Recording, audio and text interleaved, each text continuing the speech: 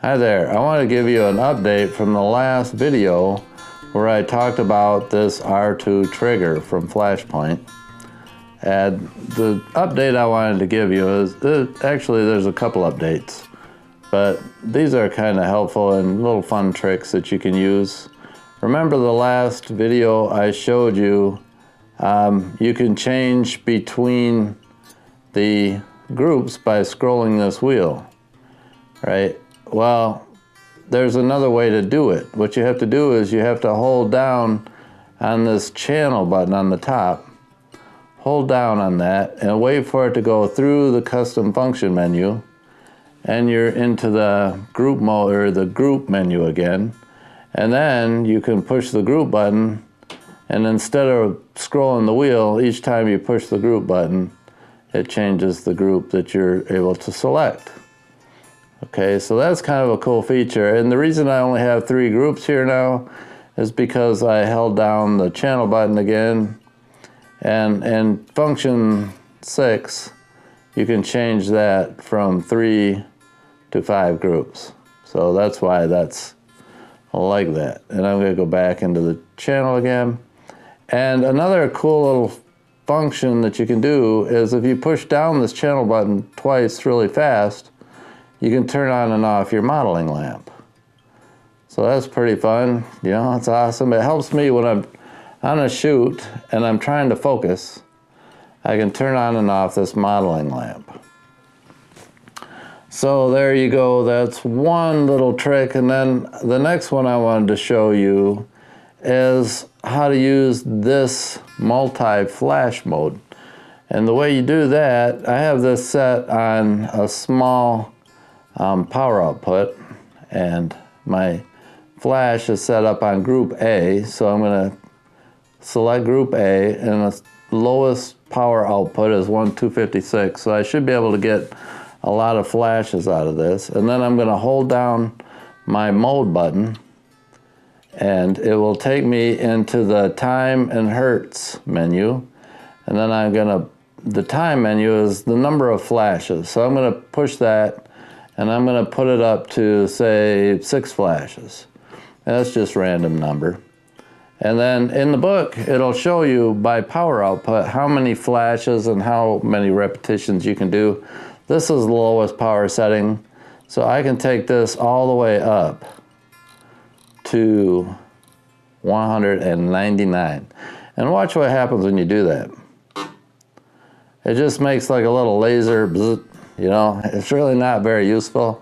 But if you take the Hertz down to something like 15, say, I'll put it on 15, we'll try that. And we're gonna have 6 flashes at 15, whatever that means. So all right, let's watch this.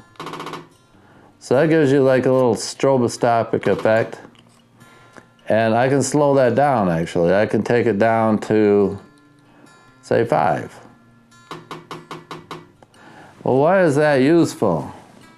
Well, if you're on a shoot and you have your shutter speed opened up and somebody moves during the shoot, then it'll capture each individual movement, kind of like a strobe light would. So it's a special effect that is kind of fun to do on a shoot. I haven't tried the shoot like that yet. But, yeah, this is a pretty neat little feature I'm looking forward to trying. Haven't got a chance to do it yet. I'll put in some pictures that I've done with this flash outdoors. It's a 600 watt second flash. So I was able to go out and do a runner who liked to hurdle. He was a hurdler.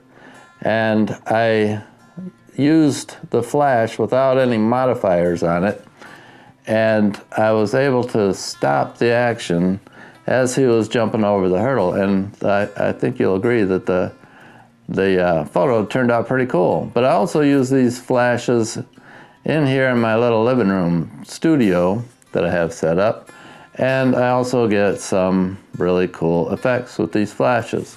So if you're wanting Christmas presents, if you're going to get these for a Christmas present, congratulations, they're awesome flashes. I think you'll really like them. And they're really useful. The batteries last for a long time. This little trigger thing, it works really well. So like if I wanted to set this, one thing I can't do in this mode here, I can't turn off the flash. I think I showed you in my last video. The only way you can turn it off is by holding down this mode button until you go into group mode. And then in group mode, then one of the modes you can do is you can turn, I'm gonna have to hit the group first, A group, and then you can turn the flash on and off, put it in TTL and put it in manual. In this group mode though, you don't have that multi-scopic flash effect. So you have to get out of this group mode. The way you get out of it again is by, I'm going to stop that from flashing, and then I'm going to hold this down, and now I can go into all the other menus of the group. So anyway, there you go. That's a little update. I hope you enjoyed it. Thank you very much.